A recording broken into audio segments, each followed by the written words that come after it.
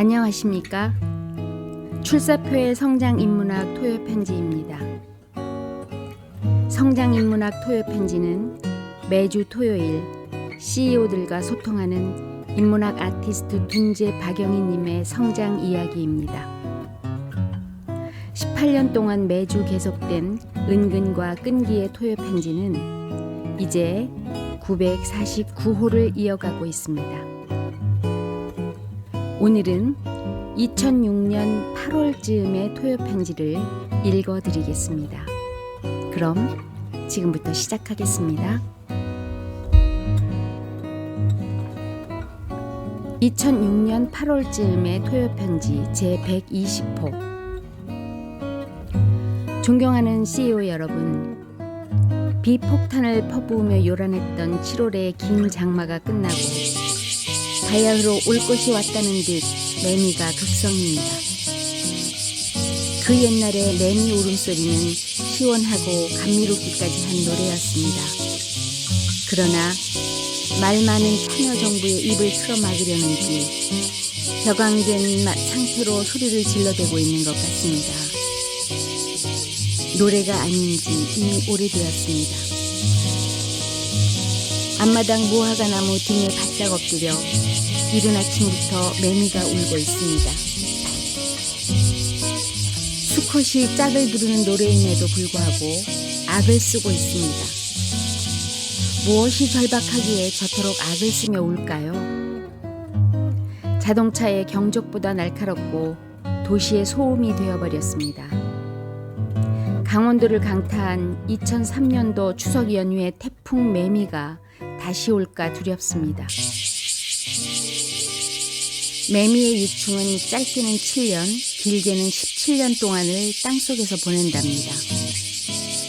각종의 수컷은 세 가지 서로 다른 소리로 반응을 보이는데 매일의 일기 변화 및 다른 수컷이 내는 소리에 의해 조절되는 집합음, 교미하기 전에 내는 짝짓기음, 붙잡히거나 손에 들리거나 또는 비행이 저지된 개체가 내는 불안음 등입니다. 매미의 울음소리는 한때 일기변화의 전조로 여겨졌는데 중국에서는 순매미의 울음소리를 듣기 위해 우리에 넣어 기르기도 합니다. 매미는 배에 울림통을 떨며 웁니다.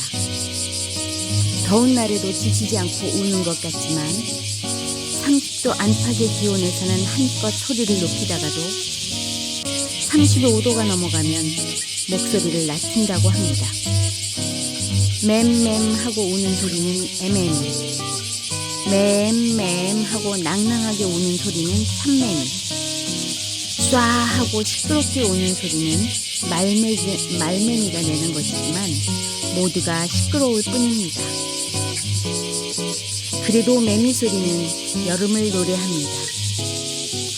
먼 옛날 능수버드나무에 기대어 한가롭게 울던 매미 소리는 떠나님을 그리워하는 동인이었습니다.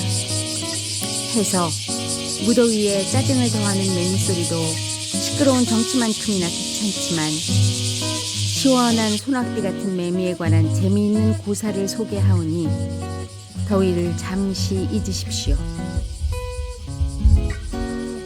당낭규선, 당낭, 사마귀, 규, 엿보다, 선, 매미. 당낭규선이란 말 뜻은 사마귀가 매미를 잡으려고 엿본다는 것인데 눈앞의 이익에 빠져 뒤에 따르는 화를 생각하지 못한다는 메시지가 담겨 있습니다. 당낭규선은 전한때 중국의 고사를 모아놓은 설원 정간에 등장하는 고사로 당낭포선이라고도 합니다. 산목편에 나오는 당낭박선이나 한시외전에 나오는 당낭제후라는 말이 모두 같은 뜻입니다. 오늘날 소탐대실도 유사한 의미로 자주 인용되고 있습니다.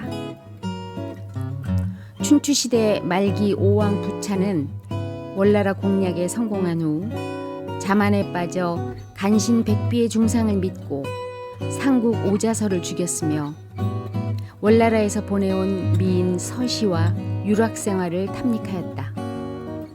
월에 9천이 와신상담 재기를 노린다는 것을 아는 중신들이 간하여도 막무가내였다.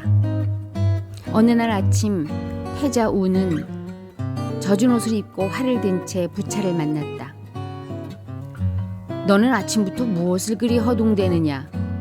부차가 묻자 우는 이렇게 대답하였다. 아침에 정원에 갔더니 높은 나뭇가지에 매미가 앉아서 울고 있었습니다. 그 뒤를 보니 사마귀 한 마리가 매미를 잡아먹으려고 노리고 있었습니다. 그때 홀연 참새 한 마리가 날아와서 그 사마귀를 먹으려고 노리는데 사마귀는 통 기미를 알아채지 못하고 있었습니다. 저는 참새를 향해 활 시위를 당겼습니다. 그런데 그만 활 쏘는데 정신이 팔려 웅덩이 속으로 빠져버렸습니다. 그래서 옷을 이렇게 적신 것입니다. 천하에는 이런 예가 부지기수입니다. 이를테면 제 나라는 까닭없이 노나라를 쳐서 그 땅을 손에 놓고 기뻐했지만 우리 오나라에게 그 배후를 공격받고 대패했듯이 말입니다. 부차는 말을 듣자마자 얼굴을 붉히며 소리쳤다. 너는 오자서가 못다한 충고를 할 셈이냐? 이제 그런 소리는 신물이 난다. 충심에서 우러난 간언을 듣지 않은 부차는 결국 월나라의 침입을 받아 멸망하고 그 자신은 자결하였다. 장자는 이 일화를 모든 사물은 본래 서로를 해 끼치는 것이며 이와 해는 서로가 서로를 불러들이는 것이라는 비유로 자주 인용하였다고 합니다. 사랑하는 CEO 여러분, 대포동 미사일을 둘러싼 긴박한 국제 정세 속에서 고립을 자초하는 참여정부가 취하는 태도를 지켜보면서 왠지 부차의 우를 범하고 있지 않나 우려를 금할 수 없습니다. 그러면서도 우리는 스스로 참여정부의 핵심 권력자들이 보이고 있는 행태를 닮아가고 있지는 않나 돌아봐야 할 것입니다. 결실의 가을이 오기 전에 말입니다.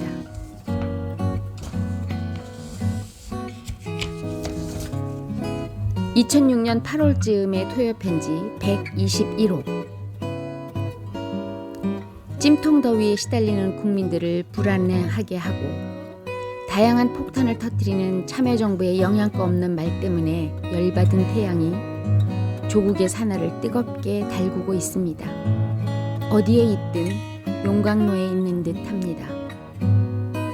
가을 냄새는 나지 않았지만 입추가 엊그제였는데 성하지절 그 중심에 있는 것 같습니다. 더위에도 꿋꿋하게 잘 견디시며 건강하신지요? 한강에 괴물이 나타나 불안하고 열대야가 계속되고 있지만 다 한때입니다. 그 한때에 꺾여서는 안 됩니다.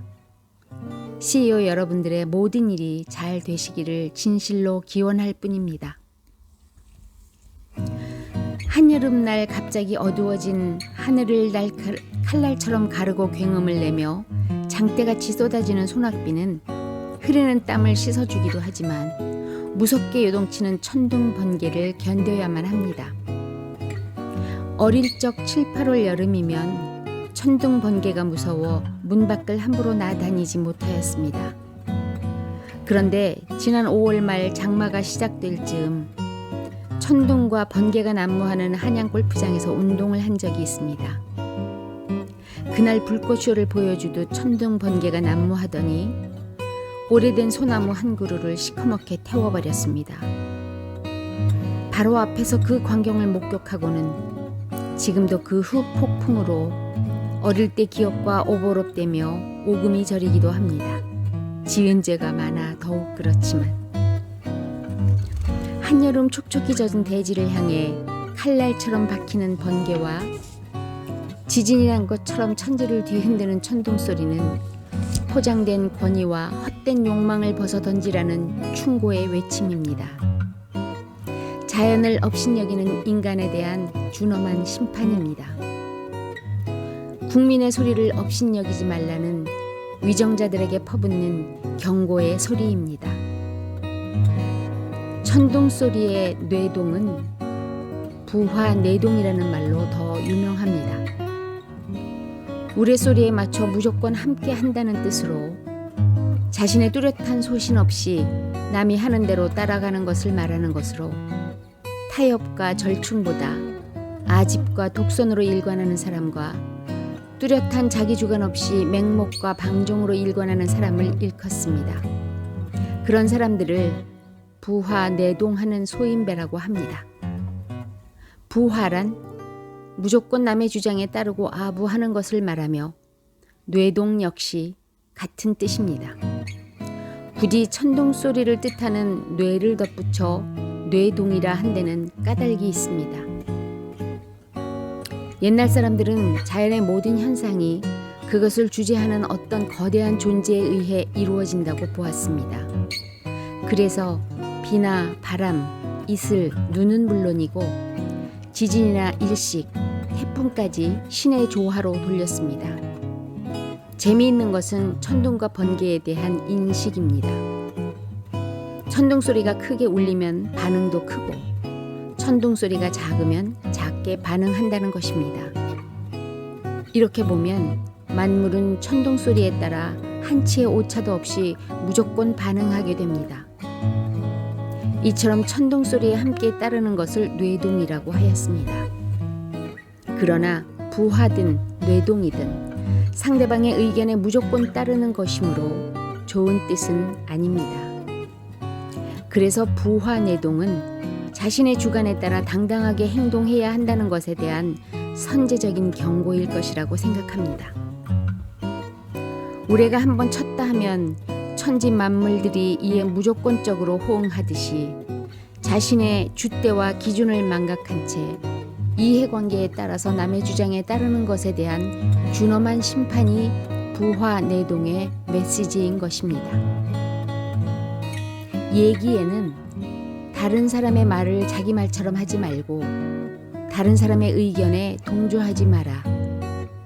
옛 성현을 모범으로 삼고 선왕의 가르침에 따라 이야기하라. 이것은 손윗사람에게 아랫사람이 지켜야 할 예절에 대한 설명인 것입니다. 또 논어 자로편에는 이런 말이 있습니다. 공자가 말하기를 군자는 화합하되 부화내동하지 않고 소인은 부화내동하되 화합하지 않는다. 군자 화이부동 소신 동의불화. 군자는 남을 자기 자신처럼 생각하기 때문에 남과 조화를 이루면서도 각자에게 주어진 역할을 열심히 수행함으로 부화내동하지 않는다. 반대로 소인은 이익을 쫓음으로 이익을 같이 하는 사람끼리는 함께 행동하지만 남과는 조화를 이루지 못한다. 일촉즉발 생사의 갈림길에서 천둥소리를 이용해 위기를 모면한 상큼한 술안주 같은 이야기가 삼국지에 있습니다. 잠시 찜통 더위를 잊고자 소개합니다. 유비는 전문 경영인이라기보다는 오노형에 가깝습니다. 그의 영웅다움은 경쟁자들이 그 깊이를 짐작할 수 없었을 정도였습니다. 유비는 난세의 영웅들로부터 라이벌이 아니라 자기 편이라는 생각이 들도록 처세하며 난세를 외줄타기 하며 살았습니다. 유비의 세력이 워낙 미미하기도 했지만 인간적으로 누구한테나 원망이나 미움을 사지 않는 천성을 지녔기에 큰 욕망과 진념을 가지고 있었음에도 전혀 야심 있게 보이지 않았습니다. 역시 천부적인 자질이 아닐 수 없습니다. 그러나 영웅은 영웅을 알아보는 법. 조조는 일찍이 유비의 그릇을 이미 간파하였으며 조조는 어떻게 해서든 유비를 회유하여 자기 휘하에 두고 싶어 했습니다. 그래서 그를 시험해 보기로 작정하고 자신의 처소로 유비를 초대하였습니다. 사실 그보다 먼저 유비는 조조를 제거하려는 구테타 모임에 가담하고 있었기에 유비로서는 목숨이 걸린 술자리가 될지도 모를 일이었지만 흔쾌히 초대에 응하여 술자리를 함께하게 되었습니다. 자리가 무르익자 조조가 먼저 영웅론을 꺼내며 지금 이 난세에 천하의 영웅은 누구냐고 입가에 가벼운 미소를 띄우며 살짝 물었습니다. 유비는 초조한 척 영웅이 누구일 것이라는 생각조차 해본 적이 없다고 의문을 떨었습니다. 조조가 집요하게 묻자 할 수 없이 원소, 원술, 손책에서부터 유표, 유장, 장로, 여포까지 당시 이름 있는 사람들을 전부 들먹이며 그들이 모두 영웅 호걸이라고 대답했습니다. 조조는 시원찮은 인물들이라고 폄하해버립니다.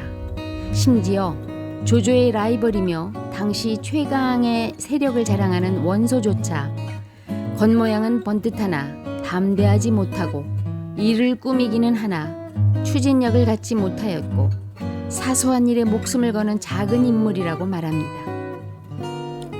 조조는 최고의 CEO답게 라이벌의 그릇됨과 특징을 정확히 파악하고 있었던 것입니다. 그러면서 영웅이란 가슴에 큰 뜻을 품고 배에는 좋은 지모가 가득하며 하늘과 땅의 기운을 마음대로 부릴 줄 아는 사람이라며 그에 합당한 사람은 자기 자신과 유비뿐이라고 확정적으로 말합니다. 이에 유비는 감추고 감춘 속마음을 들킨 듯 매우 놀라고 맙니다. 혹시 구데타 음모가 탄로난 게 아닐까 하고 깜짝 놀라며 들고 있던 젓가락마저 떨어뜨립니다. 마침 그때 천둥 번개가 크게 쳤습니다. 유비는 상 밑에 몸을 숙이면서 벌벌 떨다가 매우 놀라는 표정을 하면서 자기는 어릴 때부터 천둥 번개를 무서워했다고 말합니다. 절묘한 타이밍과 완벽한 연기였습니다. 조조는 사내 대장부가 천둥 번개를 무서워하다니요 하면서 화제를 돌립니다. 조조로선 유비에 대한 의심이 아주 지워지지는 않았지만 그 일이 있은 뒤로 조금은 유비를 가볍게 보게 되었습니다. 그만큼 유비는 필요할 때 기막히게 연기를 할 줄 알았던 것입니다. 유비는 삼국지를 통해 통곡하거나 눈물을 흘리는 장면을 자주 연출하곤 했습니다. 그러면 대개 곤경에서 벗어나거나 인심을 얻었습니다. 유비는 그래서 그런지 평소 인의 군자로 소문이 났기 때문에 주위에서 약한 사람이라고 의심하거나 비난받지 않았습니다.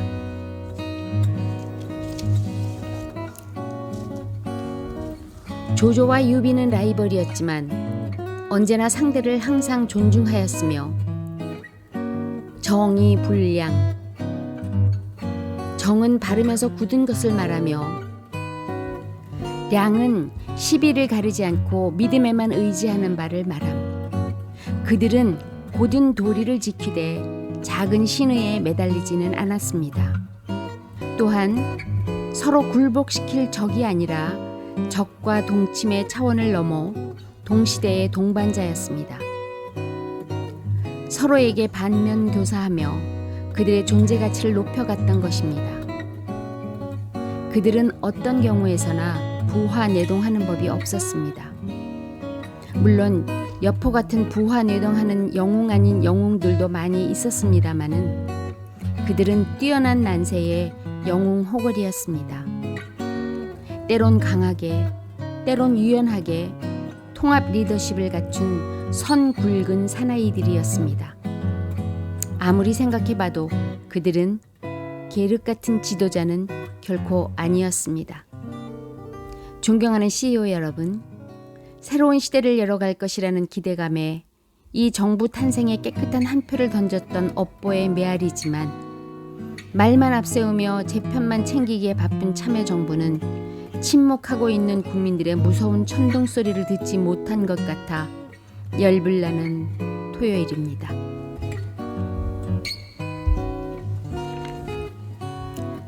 (2006년 9월쯤에) 토요편지 제122호.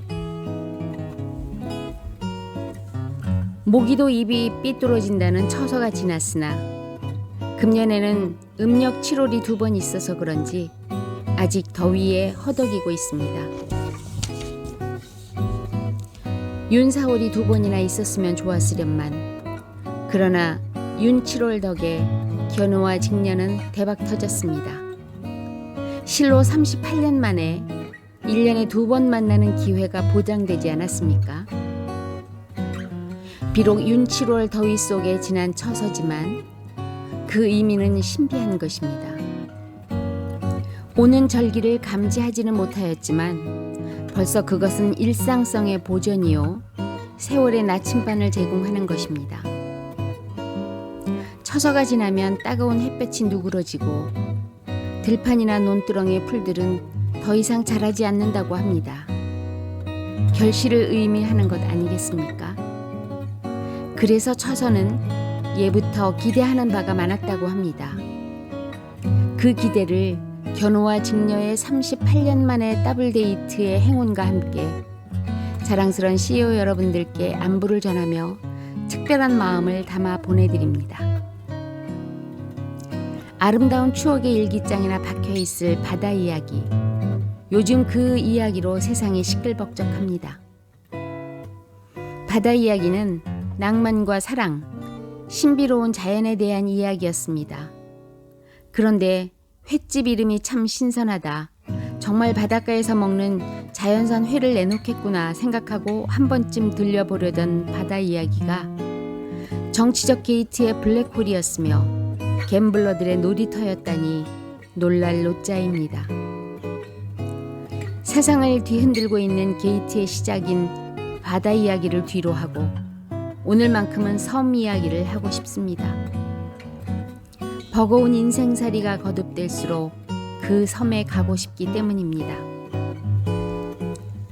여름이 지날 때쯤이면 한 번쯤 섬에 갇히고 싶다는 생각을 왜 그리 많이 하였는지, 삶의 무게 때문인지 그 섬에 가지 못한 아쉬움과 후회가 파도처럼 밀려옵니다. 그때는 몰랐지만 여름날에 모기 연기 피어오르듯 그 의미가 희미하게 피어납니다.